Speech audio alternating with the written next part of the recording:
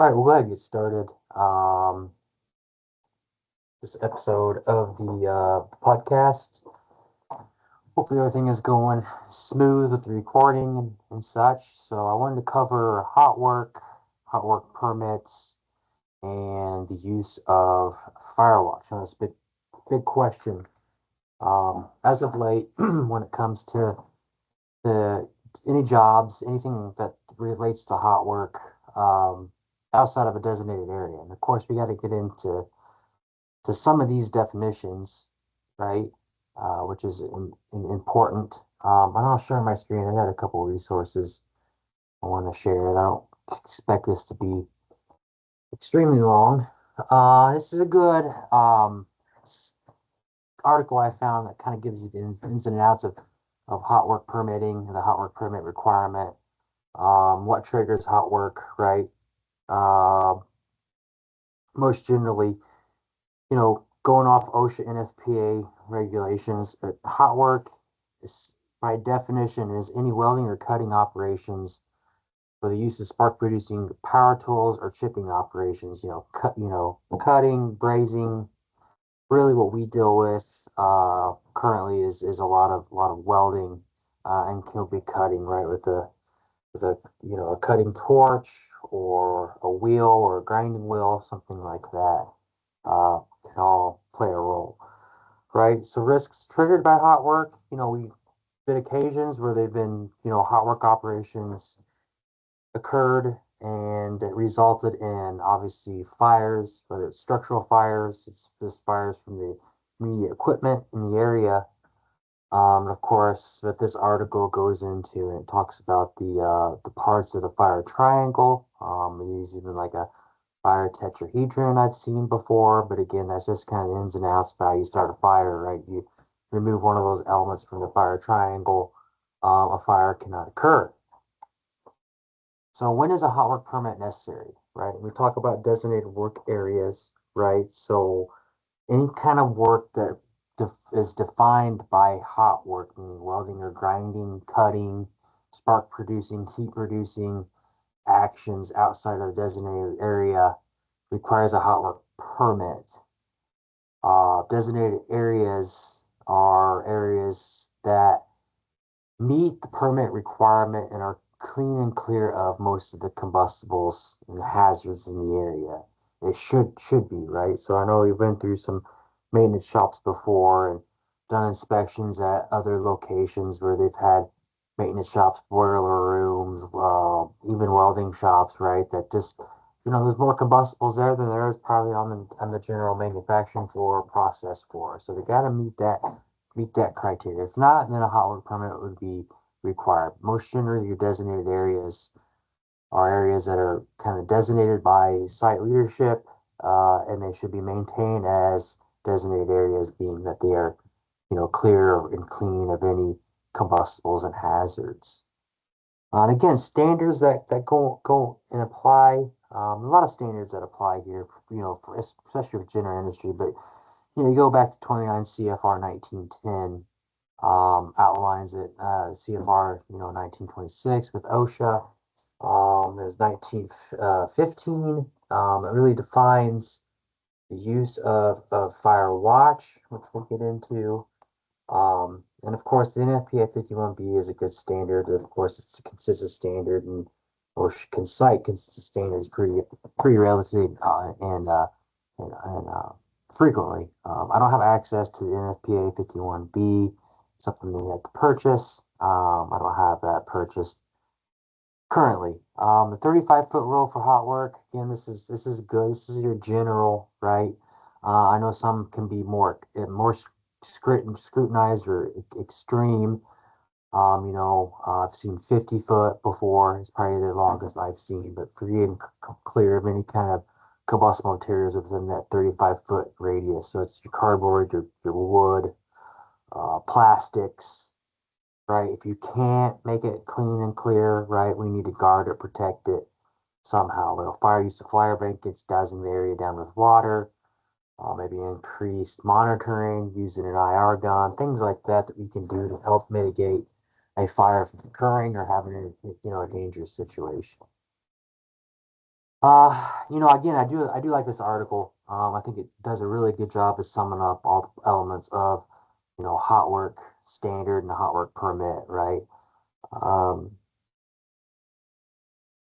but again, go back to the 35-foot rule. I just read that here, but it's a 35-foot radius, right? So you just got to think of it as a radius, not just a straight line, right? You also got to think about, what's below you and what, not necessarily what's above you all the time, but what's below you. If you're grinding or welding on a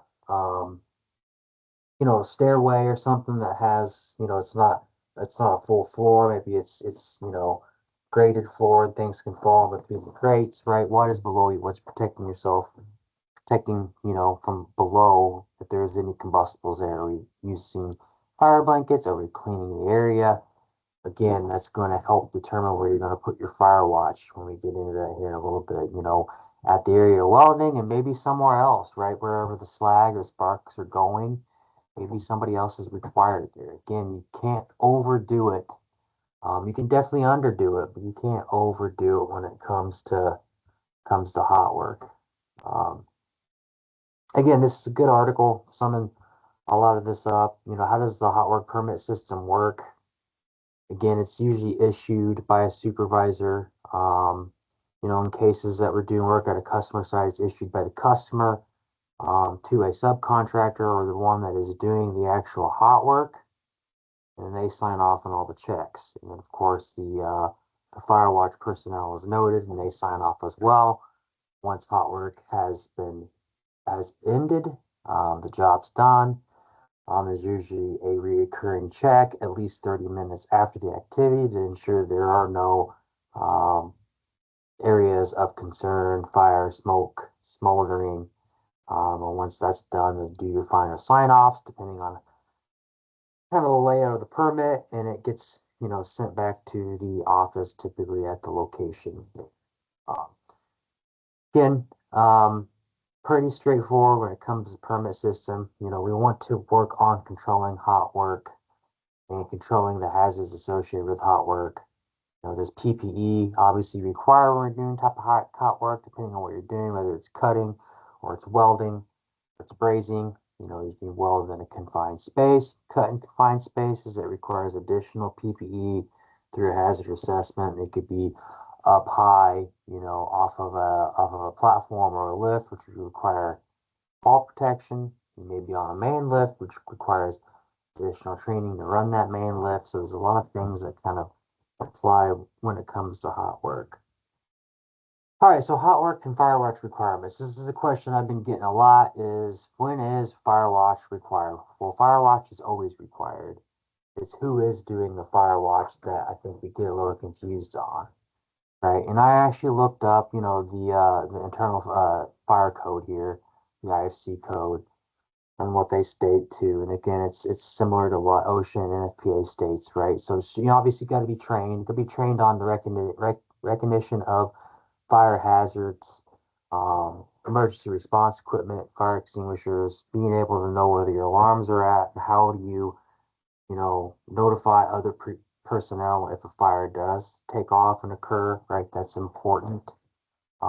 Thing is, it's hard for someone to do that and be a fire watch if they're doing other tasks simultaneously. That's what you run into. Well, you know, yeah, he's wrote down as fire watch, but he's also welding. Well, then he's not really watching the area, right? In case a smolder happens. That's per regulation, not adequate on what we want to do. But again, keep an eye on the entire hot work area during the hot work operation in a period for at least 30 minutes after completion is definitely the rule. Um, with that. So that's the thing that we kind of get a little bit of confusion when it comes to that. Is it somebody else supplying an extra guy, or is it another third party outfit that can strictly do just fire watch? We've done both before. I've done both before. I've been the fire watch guy before my past life. So it's there, but it's definitely required and it's part of the job, it's part of the expectation. Again, you get into parts of the hot work permit, which again, whether you're using your hot work permit, maybe it's JBT's hot work permit, or you're using, the customer's permit. It's all similar. It's going to be pretty much similar. I know JBT's hot work permit is really reviewed quite often through our risk carrier insurance company, Global Risk, as in, from our brick and mortar locations, if we're doing some kind of hot work activity outside of the welding areas, the maintenance shops, places that we designate designated fire or hot work areas, that we're following that permit process thoroughly. It gives additional checklists too. But this is a good article. I've sent this out before. Gives you a good nice little summary of what hot work is required. And again, from a regulation standpoint, really what you get into is OSHA in general industry on only really has one that I like to cite more than anything. It's from the 1910 252 Code of Federal Regulations, right? But they define Firewatch, and again, I'm talking about Firewatch now. Again, hot work's pretty self-explanatory. I think we that's pretty easy to cover. The thing is, okay, what's the criteria around Firewatch, right? And again, it says Firewatches shall have a fire extinguisher equipment readily available to be trained in its use. They shall be familiar with the facilities for sounding the alarm in the event of a fire. Right? They shall watch for fires in all exposed areas, trying to extinguish them only when obviously within the capacity of the equipment available, or otherwise sound the alarm. All right, so my rule of thumb, typically with Firewatch, you want more than just a 1 pound or 5 pound extinguisher, right? You want a good 10, 20 pound extinguisher. I've seen that before. You need adequate firefighting equipment depending on what you're welding or what you're working on.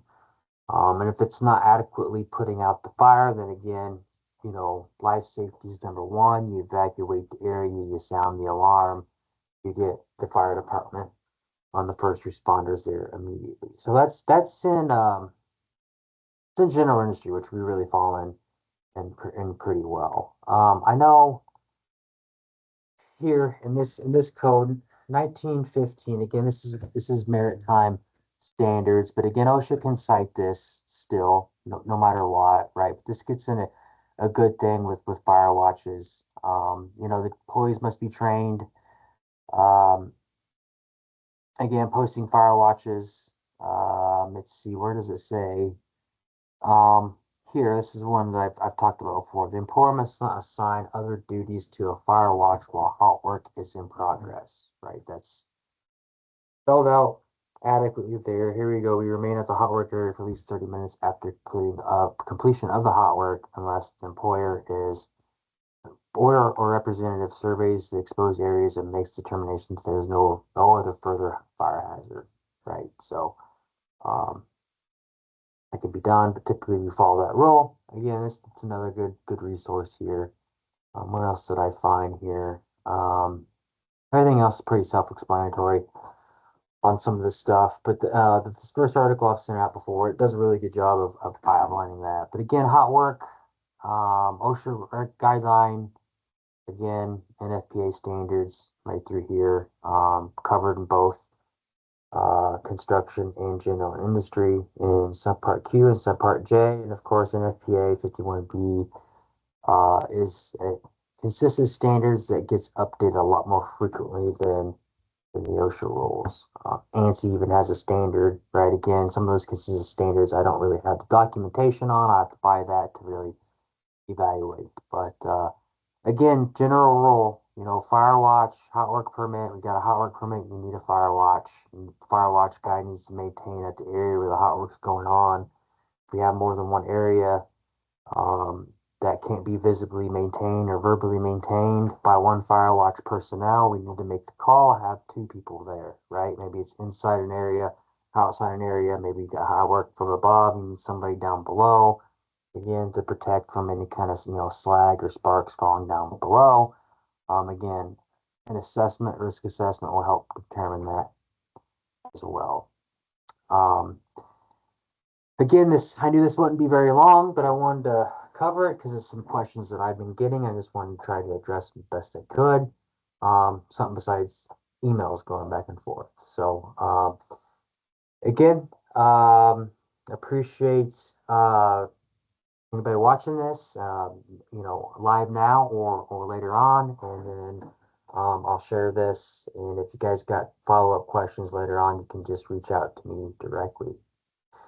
Anyway, have a good rest of your day. Thanks.